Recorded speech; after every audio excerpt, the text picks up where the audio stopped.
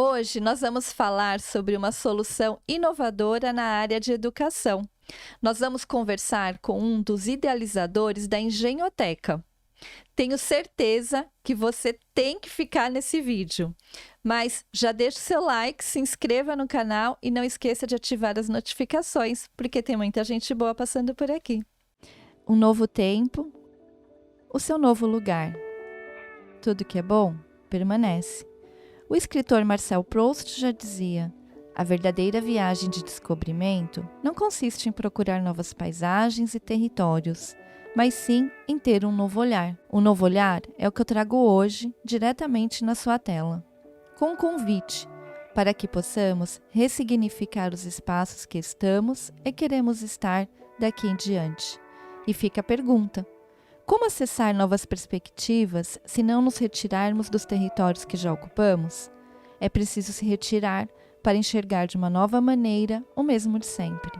Ganhar distância possibilita adquirir um novo ponto de vista e contar nossas histórias também. Bem-vindos ao lugar que nos convoca a presença, a minha, a sua. Começa agora o Café Estúdio da LV45. Agora sim, seja muito bem-vindo, muito bem-vinda. Hoje estou com um convidado aqui super especial, que é o Jefferson Feitosa. Quando eu vejo o seu nome, eu já associo Engenhoteca. Isso aí, Dercy. É isso? É isso aí. Muito obrigado pelo convite, viu? Te agradeço. Estou encantada aqui com o estúdio, nossa estrutura maravilhosa. Ah, que legal, fico feliz vindo de você, então. Faltou um pouco de Lego, umas Daqui coisas a pouco eu já aqui, quero mexer né? toda a parte eletrônica aqui né? para ver como funciona, adorei. Ai, muito bom. Eu quero saber primeiro, eu gosto sempre de saber a origem, né? Então eu quero que você me conte um pouquinho de você, assim, criança. Você já era o que gostava ali de montar e desmontar os carrinhos? Olha, Dercy, sempre fui uma criança muito curiosa, espivetada, né, como diria minha mãe. E meu pai, ele tinha uma eletrônica, né? Tem uma eletrônica que trabalhava com rádio, televisão, consertava eletrônicos. E eu vi aquele mundo, eu falei, gente, que legal! E essas peças, o que elas fazem? E eu me lembro, sentado na eletrônica lá do meu pai, tentando conectar, encaixar os fios na minha cabeça de criança, né? Tudo ia fazer sentido, claro. Mas acho que isso também despertou, né? Esse meu desejo de poder construir esse projeto da Engenhoteca, como você mencionou, né? E depois, lá nos anos iniciais, eu estudava numa escola pública chamada Álvares de Azevedo, e eu tive uma professora de matemática, Dercy, que assim, ela foi o marco da minha vida, assim. Na quarta série eu me lembro, era aquela época de laboratórios de informática, não sei se você é lembra desse momento. Lembro. E eu lembro de toda a nossa turma indo pro laboratório para aprender matemática. Mas em nenhum momento ela falou que a gente ia fazer alguma coisa de matemática. E ela levou a gente para conhecer uma ferramenta chamada Logo, que basicamente, Dercy, era uma tartaruguinha que ficava na tela e você digitava alguns comandos, tipo, ande para frente tantos passos, e a tartaruguinha andava.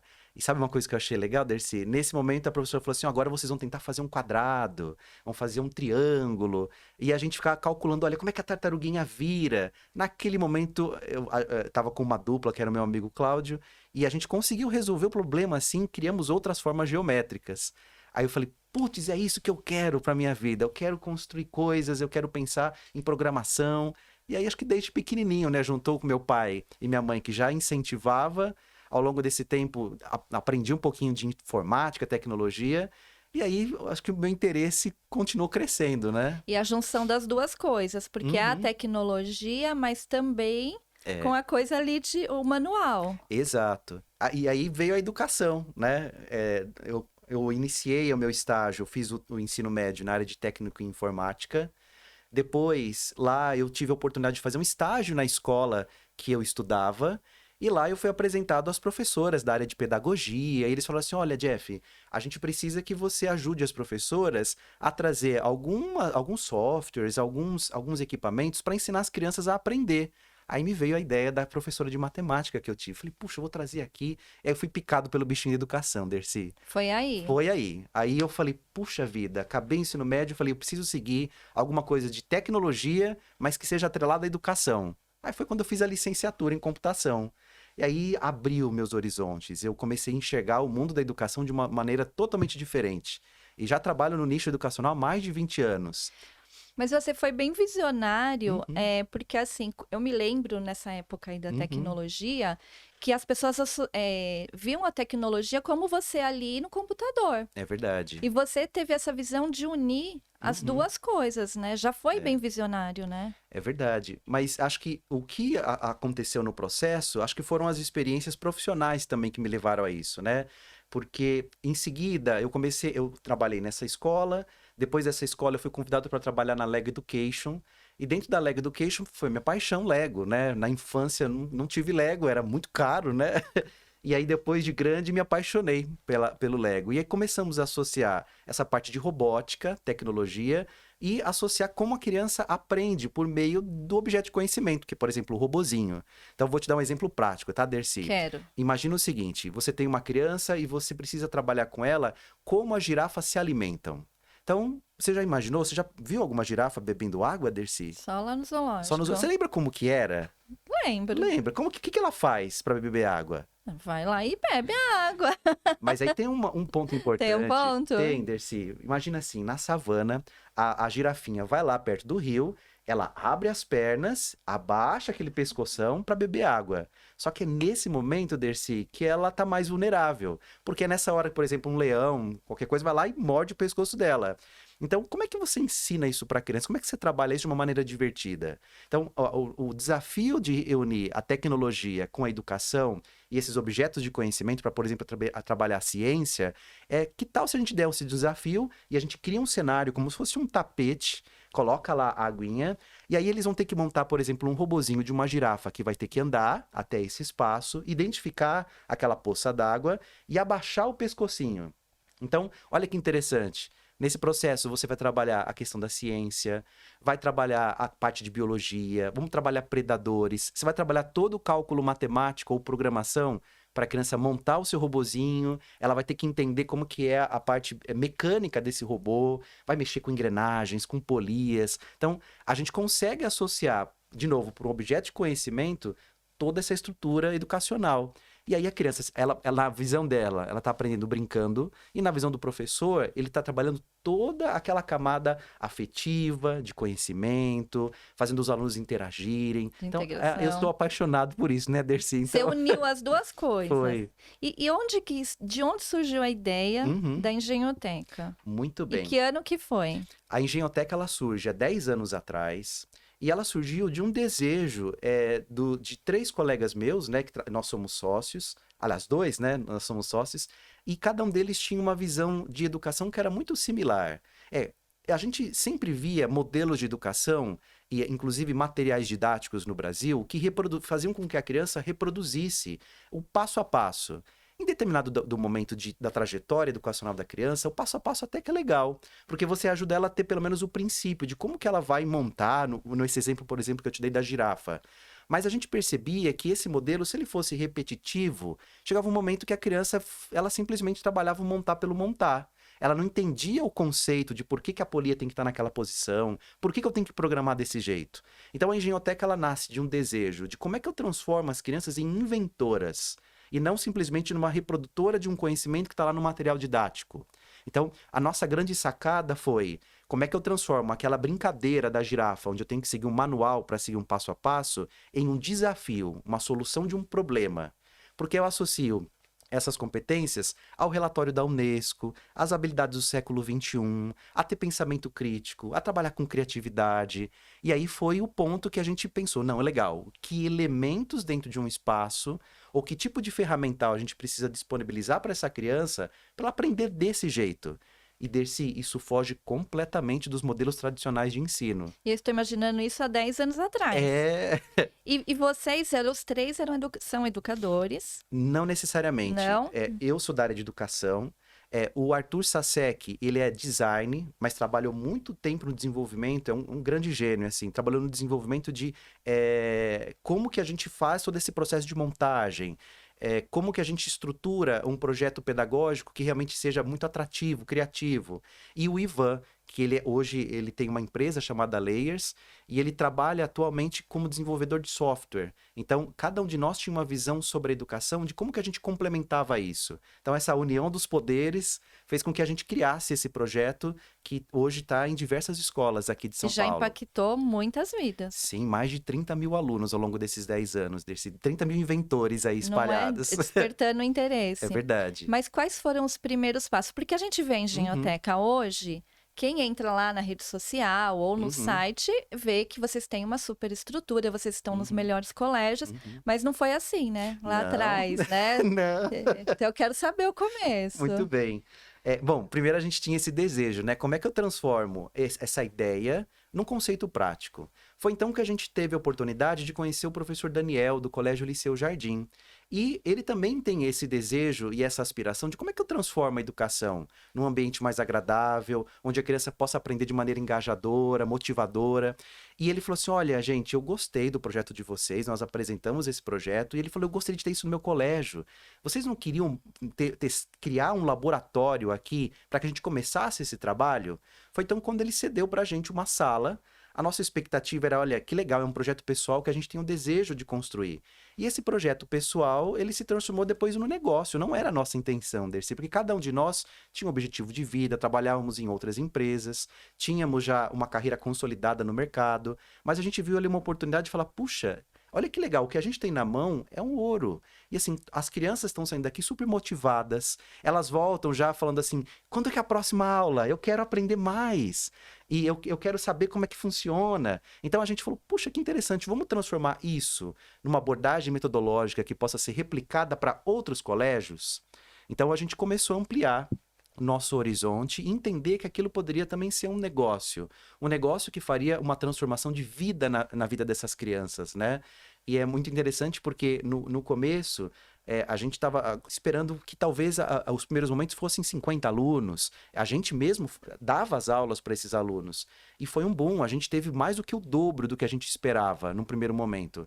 E aí quando a gente percebeu realmente, olha, isso daqui tem um caminho que pode ser seguido e ser transformado num negócio, né? Foi aí que a gente começou a empreender de verdade. Porque vocês encontraram, na verdade, um espaço, né, que estava ali ocioso, né? Dos pais que têm vontade de oferecer algo a mais para os seus filhos no desenvolvimento, acho que principalmente quando é bem criança ainda, né? Os primeiros anos ali, verdade. né? Junto com a escola, que quer colocar algo a mais também, né? Para oferecer para os seus alunos, vocês pegaram exatamente a necessidade dos dois lados. Exato.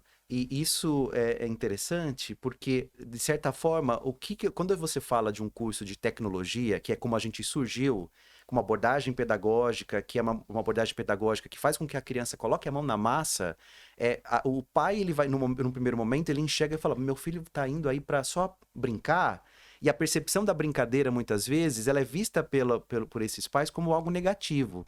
Mas quando ele começa a perceber que o projeto, a criança vai montar, ela vai se desenvolver, vai fazer relação com diversas áreas de conhecimento, ele fala, puxa, meu filho chegou em casa e teve pais, inclusive, tem uma história muito engraçada, que um dos pais ligou pra gente, muito bravo.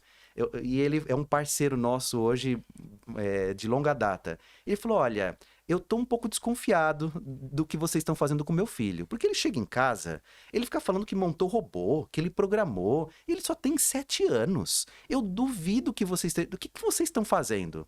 E aí a gente, olha, então vamos fazer o seguinte, que tal se você pudesse participar de uma aula com o seu filho aqui, para ver ele montando isso? E aí ele chegou na aula, Dercy, uma cara assim, né, olhando ao redor, o que está acontecendo? Ele sentou com o filho e a gente começou a trabalhar o desafio. E ele viu o filho empolgado, pegando as peças, olha, pai, esse sensor serve para isso, aquele sensor serve para aquilo, olha como eu mexo esse robozinho. E aí o pai olhou pra gente assim, não é que vocês estavam certo? Vocês têm que fazer isso daqui com adulto. E ele não ficou uma aula, ele ficou 2 meses assistindo as aulas. Entrou no programa. Ele entrou. E aí é o ponto de ele falar assim, não, vocês têm que levar isso daqui para os adultos, isso daqui é muito legal. Se a criança está se empolgando, e eu também, que já sou adulto e estou entendendo, imagina se os pais tiverem esse contato aqui. É sensacional, é né? sensacional. Bom, eu sou suspeito, né, Dercy? Eu escutei um depoimento que tem, inclusive, lá no seu canal do YouTube. É uma mãe, né? Uhum. Falando que ela percebeu que o filho começou a chegar em casa muito mais questionador, É. curioso, perguntando sobre as Uhum. coisas, porque isso aguça, né? É verdade. Isso é interessante. Quando a gente trabalha o projeto pedagógico, o que que a gente quer? A gente está sempre tentando relacionar com os pilares das competências do século XXI e entender como é que a criança, como a gente vai preparar essa criança também para o futuro do mercado de trabalho. E quais são as competências que mais aparecem quando a gente vai falar, por exemplo, de um projeto como o da Engenhoteca. Eu tenho que ter o pilar da criatividade, eu tenho que dar autonomia para que essa criança possa olhar em volta e falar assim, puxa, para resolver esse problema, eu vou precisar fazer isso, isso e isso. E às vezes, qual é o papel do professor? É ser o mediador desse processo. Nas nossas aulas, o professor nunca, em hipótese alguma, vai dar resposta. Porque isso está muito relacionado ao ensino tradicional, à educação 1.0. Hoje, a gente tem a educação 5.0, que já trabalha as competências socioemocionais. Então, não é ir lá para uma aula somente para brincar ou para montar alguma coisa e aprender engenharia. Ela tem que ter o além, a criança tem que transcender. Então, ela tem que levar aquele objeto, aquele conhecimento que ela estruturou com outros colegas, em trabalho em equipe, cooperando, para a vida dela. Eu quero que ela chegue em casa, Dercy, e fale assim, mãe, olha só, a nossa porta ali tá batendo quando passa o vento. E eu vou construir aqui um objeto para resolver esse problema. Se a criança chegar para nós e conseguir, se o pai trazer isso para a gente conseguir transcender, acho que o nosso trabalho está sendo bem feito, sabe? Porque é isso que a gente quer, que a criança tenha pensamento crítico, solucione problemas, que trabalhe com criatividade, que ela tenha autonomia para transcender. Desperte, né? Ela É verdade. para outros conhecimentos, Uhum. para outras habilidades. É. E aí vocês montaram lá no liceu primeiro Uhum. um laboratório. Foi. E hoje, como que funciona? Uhum. Como que vocês acabaram indo para outras escolas? Dercy, isso foi outro problema que a gente enfrentou. Problema bom, né? Problema bom. Mas assim, acho que a vida é feita de solução de problemas, né? Bom, quando a gente começou a montar esse laboratório, a gente começou a perceber que, olha, fez sentido. Mas, rapaz, olha, para eu replicar toda a estrutura que a gente tem lá, bibliotecas de Lego, a gente tem máquina de impressão 3D, máquina de corte a laser industrial, scanner 3D, um monte de eletrônicos, e tudo isso é muito caro. A gente, meu Deus, olha, isso é legal, mas não é um modelo replicável de negócio. Então, uma escola que quisesse ingressar com o projeto da Engenhoteca, ela teria que ter um espaço físico adequado para comportar as crianças e toda essa estrutura. Ela precisaria fazer um grande investimento. Então, nesse momento, a gente falou assim, puxa, com esse modelo de negócio, eu só consigo atingir escolas de classe A. E não é o que a gente quer. A gente gostaria de democratizar o ensino e transformar isso e despertar esse interesse nas crianças, como eu, quando era pequenininho, lá na escola, despertei. E mostrar para ela que existe um mundo em volta. Bom, o que a gente pensou, Dercy? Como que a gente estruturava esse projeto para que as escolas que não têm condições financeiras ou escolas que não tem espaço de sala disponível, e isso acontece com muita frequência, né? Hoje os espaços estão sendo super concorridos, e a gente criou, transformamos essa metodologia que nós criamos, do aprender fazendo, em um material didático. Nesse material didático, a gente incorpora um material para cada aluno, com vários desafios, e eles estão relacionados, não sei se você já ouviu falar, Dercy, da BNCC. Não. É a Base Nacional Comum Curricular. O que isso significa? Então vamos imaginar, nos anos iniciais, de 1º a 5º ano, a criança ela tem que aprender alguns conteúdos, como, por exemplo, anos finais, ela tem outros conteúdos a ser aprendidos. Então, nós pegamos quais são esses conteúdos da Base Nacional Comum Curricular e falamos assim, como é que eu transformo esse conteúdo que muitas vezes o professor, de maneira tradicional, vai passar na sala de aula, na lousa, escrevendo ou só explicando, em uma coisa que ela coloca a mão na massa, que é a ideia do professor Seymour Papert, que foi o idealizador da abordagem metodológica da teoria do construcionismo, que é aprender fazendo. Então, ele acreditava que nós aprendemos em qualquer idade da vida quando a gente tem um objeto e a gente se relaciona com ele e aprende com isso. E aí a gente criou o Inventa e o Maquinando. O Inventa para anos iniciais e o Maquinando para anos finais. Então, a criança, vamos imaginar, Dercy, se eu te perguntar, quanto é 5 mais 5? Qual que é a resposta? 10. 10, fácil, né? Você nem parou para pensar. É. Mas e se eu mudar a abordagem? E se eu perguntar para você, quantas possibilidades de cálculos nós temos para chegar num resultado igual a 10? Você pode me dar 3 exemplos, Dercy? Não, nenhum. Nenhum? Nenhum. Então, ó, 5 mais 5 é igual a 10. Já Queria tem umas um. coisas aqui. Queria umas coisinhas pra mim pôr a mão aqui. Verdade. Então, vou dar algum exemplo. Então, por exemplo, 8 mais 2 é 10. 7 mais 3 é 10. Então, eu tenho vários resultados para chegar no 10. Várias possibilidades, né? Exato, várias possibilidades. Isso é o processo criativo. A escola muitas vezes está acostumada a colocar essa conta e, de fato, a criança colocar lá o número 10. Mas a gente inverte. E aí a gente trabalha, que é uma das primeiras aulas do projeto Maquinando de Anos Finais, e eu dou para as crianças 5 pecinhas. Cada uma delas tem 5 pecinhas e todas são iguais, tá, Dercy? Então, entreguei e eu falo assim, olha, com essas 5 pecinhas, vocês vão construir um animal da sua preferência. E a gente dá um tempo para essas crianças. Aí, Dercy, é legal porque elas estão na bancada, elas estão com as peças na mão e elas começam a construir lá. Aí pode surgir qualquer animalzinho da preferência dela. E a gente pede, Dercy, que as crianças, depois que construíram, peguem essas pecinhas do animal que ela construiu e passeiem pela sala olhando as pecinhas dos outros colegas. E aí a gente pergunta, olha, quantos animais surgiram? Uma sala de aula com 30, pode ser que surja 30 animais diferentes. E a gente começa a perguntar, legal, todos vocês tinham as mesmas peças e a mesma quantidade, mas olha quantas possibilidades vocês nos trouxeram de maneira criativa para resolver um único problema. E aí depois, Dercy, a gente começa a trabalhar a parte matemática. Qual é a probabilidade de, nessa sala com 30 alunos, eu ter o mesmo animal com o mesmo tipo de encaixe dessas pecinhas? E eles começam a calcular, e eles falam, gente, olha isso! Então, a Engenhoteca se propõe a trazer esse tipo de reflexão, Dercy. Como é que eu trabalho criatividade com conteúdo que, na visão dos alunos, pode ser chato, o exemplo que a gente deu aqui da matemática, mas como é que eu relaciono isso de uma maneira divertida, engajadora, criativa? Esse é o nosso objetivo. E esse é um material de apoio?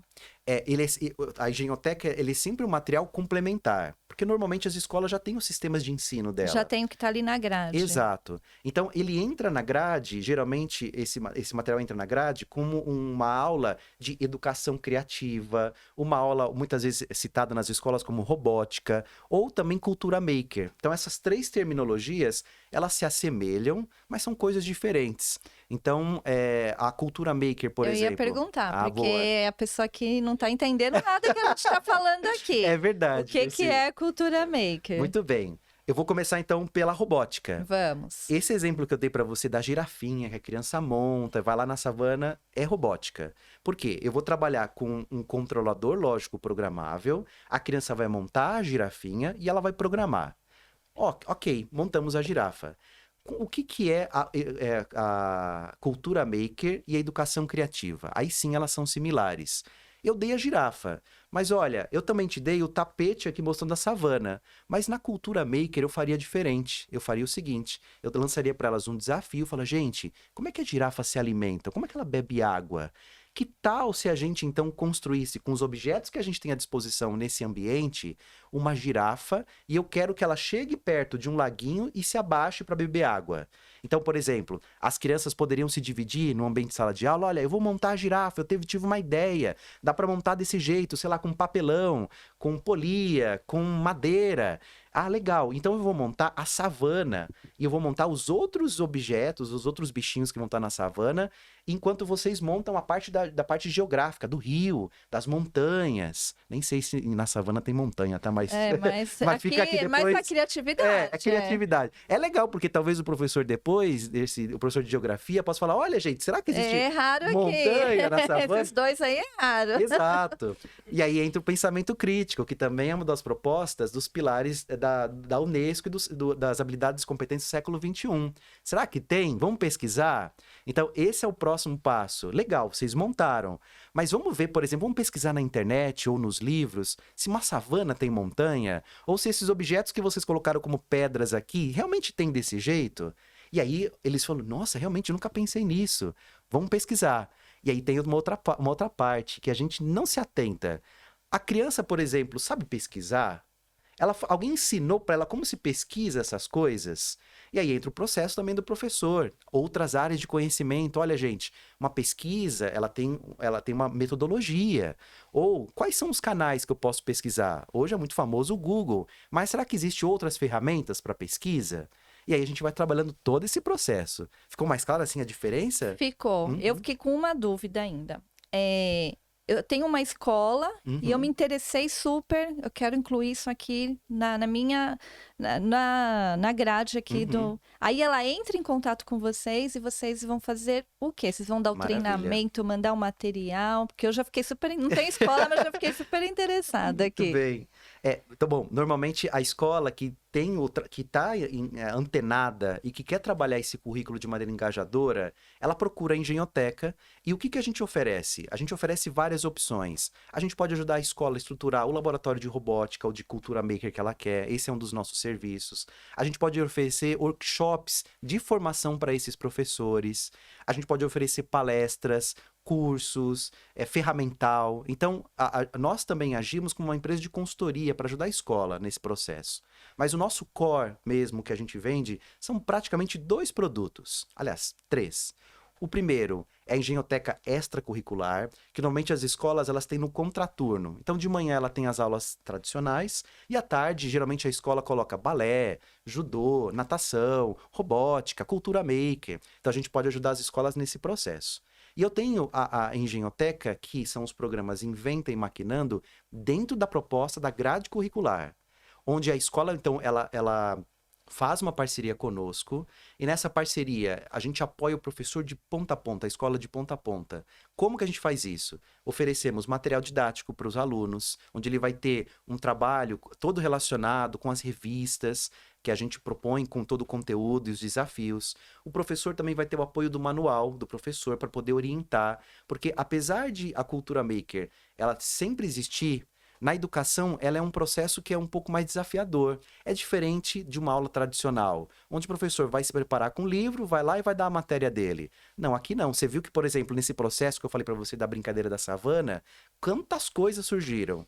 Então, para se preparar para um cenário como esse, o professor precisa de uma formação. Então, nosso time de especialistas vai até o colégio, forma esse professor. Mas aí tem outro ponto, viu, Dercy? Que é outro problema que a gente identificou ao longo da nossa experiência. Legal, o professor foi lá, foi formado e está pronto para começar. Só que não. Porque aí começam as dúvidas. No dia a dia, quando ele está com os alunos, ele fala: gente, eu não sei, eu não lembro como que é isso. E agora? Porque requer a prática Exato, também. E é o desafio de ser um educador, né? exato. Todos os dias vai ter alguém. Vocês estão criando questionadores. Isso E mesmo. aí a criança vai questionar alguma coisa que o professor não E sabe. é normal. Então, nesse primeiro momento, acho que a gente trabalha com esse professor uma outra etapa que nós pensamos, que é a consultoria pedagógica. Então, regularmente, nossos especialistas vão até a escola, acompanham o professor, dão a mão de verdade, ó, vamos fazer juntos aqui nesse começo, e ao longo do processo o professor vai se sentindo mais seguro. Ele fala: puxa, realmente eu consigo, olha que legal, olha como eles estão envolvidos. E aí, o nosso papel é fazer com que a escola trabalhe justamente esse processo pedagógico, de poder apoiá-los, de dar continuação nessa formação pedagógica. Nesse processo, a gente também entrega para a escola um conjunto com blocos programáveis, toda a estrutura de cultura maker, porque é natural também que a escola não saiba como é que eu vou trabalhar com todos esses aparatos. Então a gente oferece toda a assistência técnica e faz um trabalho de acompanhamento todos os anos. Além da nossa plataforma de educação, que o professor pode entrar, fazer os acompanhamentos, entender como que está o progresso dele. Então, tudo isso tem que estar bem. O nosso trabalho é muito de relacionamento. É de relacionamento e também é de desenvolvimento, É. não só. Vocês não estão visando só ali Uhum. a experiência do aluno, porque na verdade Não. vocês têm que desenvolver e Uhum. atualizar o professor, né? Exato. E esse é um dos maiores desafios, porque imagina, você está diante de uma sala com 30 alunos, talvez de um conhecimento que você não domina totalmente. E como você falou, às vezes o professor, ele chega e fala: puxa, como é que eu vou fazer isso? Será que os alunos vão conseguir? E aí, e esse processo é natural. A gente identifica logo na primeira fase, gente, eu não vou dar conta. Eu nunca programei na vida. Então, imagina um professor da área de ciência, geografia, história, que trabalha todos esses conhecimentos, ele fala, eu estou acostumado com a minha aula, eu domino esses conhecimentos. Mas como é que você transforma esse tipo de conhecimento em uma habilidade prática? Como é que você trabalha esse desenvolvimento dessas competências? E como é que eu envolvo isso socioemocional? E aí acontece coisas engraçadas, especialmente com os pequenininhos dos anos iniciais, Erci. A gente vê várias situações onde os pequenos começam a criar um projeto, e aí é natural nessa faixa etária que eles olhem o dos coleguinhas para tentar copiar. E aí, o que o ensino tradicional diz? Que copiar é ruim, que isso não é legal, você tem que fazer o seu. E aí a gente faz justamente o processo inverso. Quando a gente vê as crianças e fala, professor, ele está me copiando. O nosso papel é falar, puxa, que legal, se ele está te copiando é porque a ideia que você trouxe é uma ideia boa. Então, assim, vamos promover a socialização, vamos olhar dos outros colegas, porque talvez ele tenha pensado uma coisa que talvez o nosso grupo não tenha pensado. E eles olham para a gente assim, é mesmo, né? Então, esse trabalho socioemocional, esse trabalho de troca de informações, de trabalhar com a autonomia e especialmente a afetividade desses alunos, de reconhecer, de amparar e mostrar para eles que existe um outro lado, tem que fazer parte desse processo pedagógico. Isso também faz parte de uma educação 5.0, que é a educação que acompanha todo esse desenvolvimento da Revolução Industrial. E porque agora também vocês têm mais um desafio, que é a inteligência artificial aí no meio de tudo isso, né? Porque hoje em dia a gente vê algumas crianças que não têm acesso a uma educação aí do jeito que você tá mostrando aqui para nós, e a gente vê as crianças realmente até com problema de desenvolvimento motor, né? E como que a gente consegue aliar, né, tecnologia com a mão na massa ali, né? Muito bem. Você falou da questão da inteligência artificial. Saiu uma pesquisa pela Forbes, é uma pesquisa que foi feita com educadores nos Estados Unidos, e eles perguntaram, na sua visão, o educador, ele deve usar a inteligência artificial dentro de sala de aula? E foi engraçado, porque um de cada 3 professores disseram que não deve ser utilizada. Já outros 2 professores falaram, não, acredito, isso tem que acontecer. E fizeram a mesma pergunta para alunos. E a grande maioria dos alunos falou, não, a gente quer utilizar. Então, assim, a inteligência artificial é uma coisa que vai ser inerente à espécie humana. Daqui para não tem volta. A gente vai usar a inteligência artificial. Ruim é aquele que não vai usar. Então, por que a gente não pode aproveitar essa ferramenta poderosíssima para trazer isso para dentro de sala de aula? Então, dentro por exemplo, na Engenhoteca, no material didático, nós já incentivamos o uso dessas ferramentas, mas com um propósito educacional. Então, por exemplo, uma prática que nós temos o aluno vai lá, por exemplo, no famoso ChatGPT, o ChatGPT, e escreve lá, olha, como que as girafas bebem água na savana. E o ChatGPT, ele é programado para te dar qualquer resposta. Ele pode dar uma resposta maravilhosa, uma resposta que, enfim, não é aquilo lá. Vai lá e bebe, igual eu falei. Exato, vai lá e bebe, vai lá ponto e bebe, final. Pronto, acabou. E aí, qual que é o papel do aluno e do professor? Primeiro, o do professor, novamente, ser mediador. Fala, que legal, gente, olha, o ChatGPT deu essa resposta, mas será que essa resposta é verdadeira? Então vamos ter aí entra a questão do pedagógico, entra o pensamento crítico. Vamos ver se essa fonte que ele trouxe é uma fonte que está dizendo a informação correta? Vamos pesquisar em outros meios? Então, o papel do professor é fazer com que esse aluno tenha esse pensamento crítico a respeito do uso da ferramenta. E fazer com que essa ferramenta possa ser utilizada da melhor forma possível.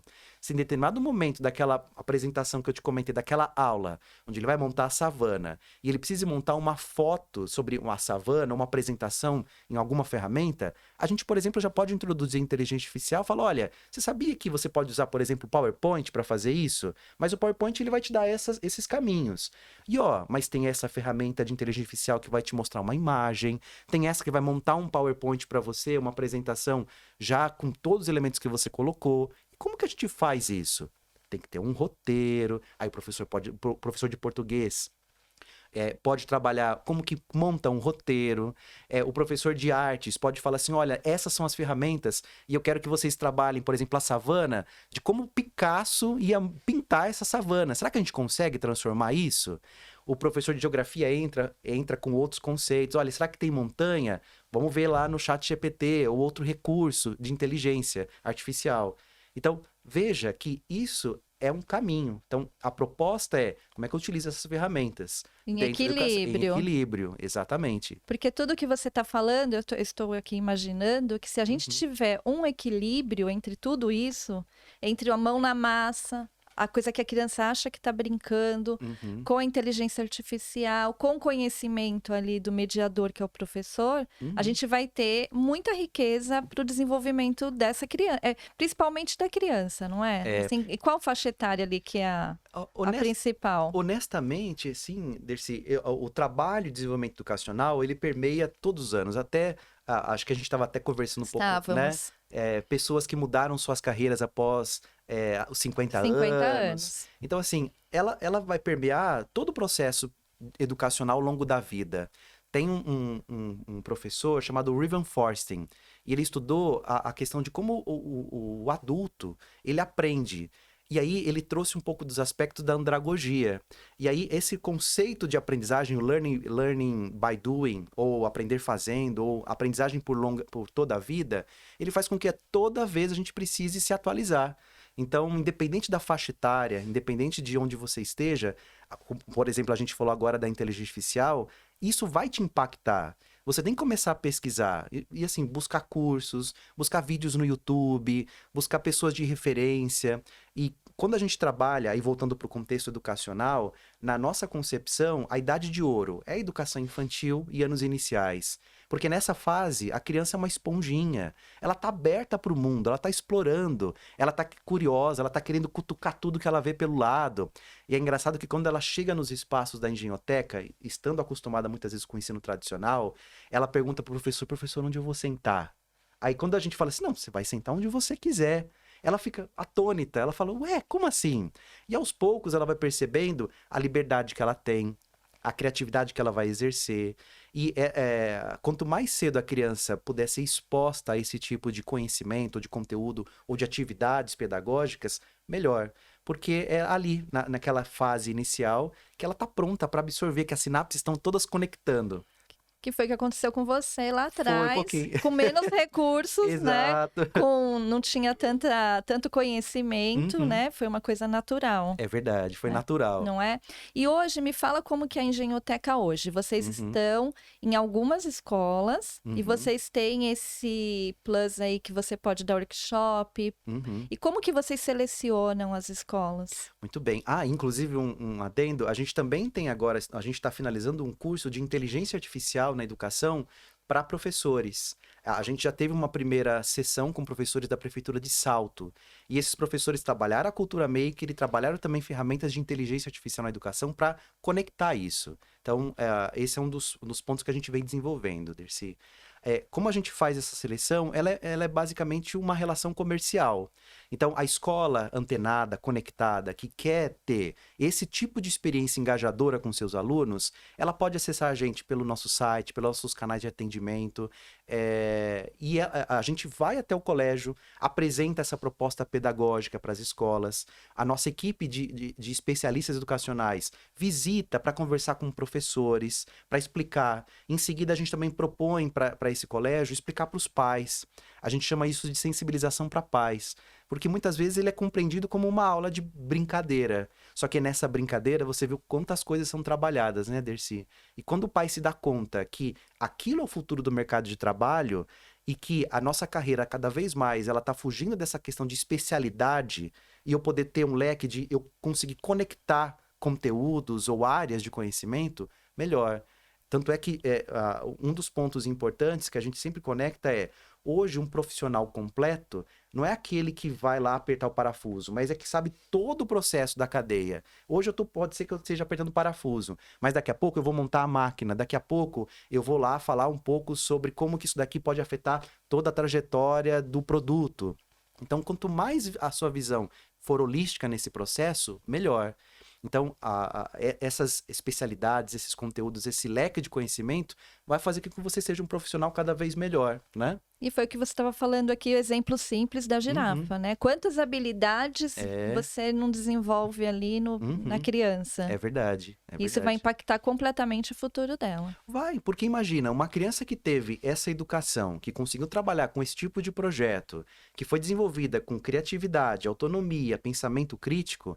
Imagina, Dercy, ela entrando no mercado de trabalho. Ela vai estar muito mais preparada, porque ela vai receber situações de desafios que muitas vezes, por exemplo, na empresa, isso deve acontecer com muita frequência, né? Pelo menos comigo aconteceu, do seu chefe chegar assim, ó, a gente precisa tocar esse projeto.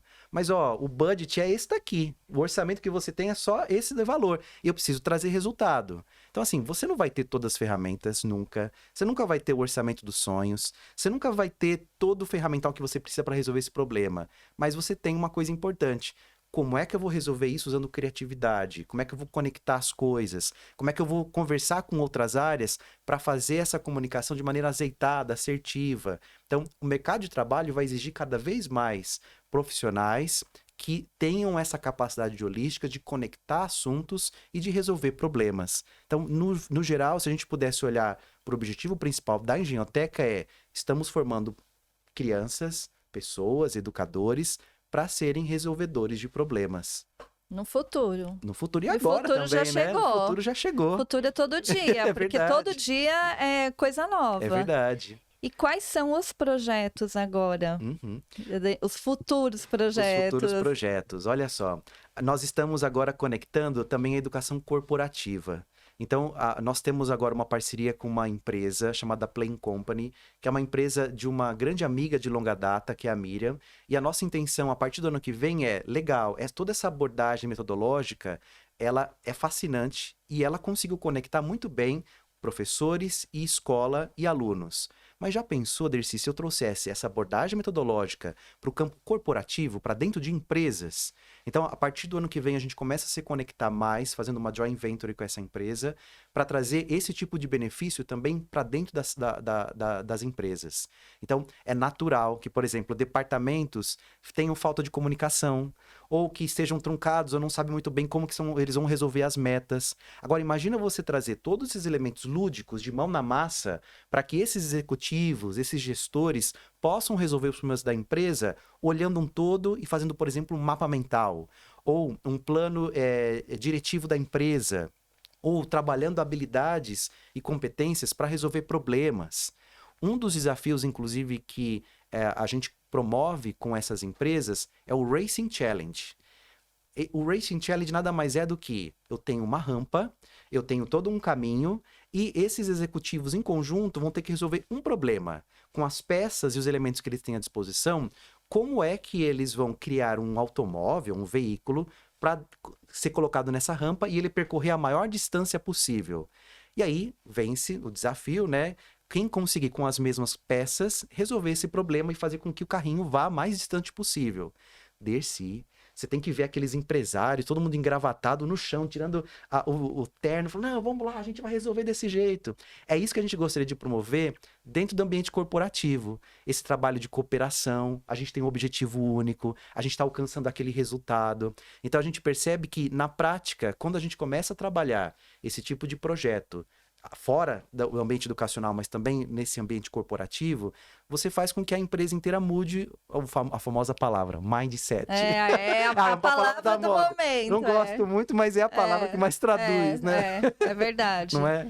E esses executivos, eles só têm esse sofrimento porque eles já passaram um pouquinho da idade. Se fosse um tempo atrás, eles estariam lá na Engenhoteca, não ia ter dificuldade nenhuma. Não ia ter dificuldade. Passou pela Engenhoteca. É que a Engenhoteca chegou depois, É verdade, né? é verdade. Mas dá tempo ainda, então. Dá tempo, Vocês estão criando uma possibilidade de quem não está ali na fase escolar. De ter essa oportunidade, né? O pai, né? O pai, é verdade. O pai que queria lá brincar.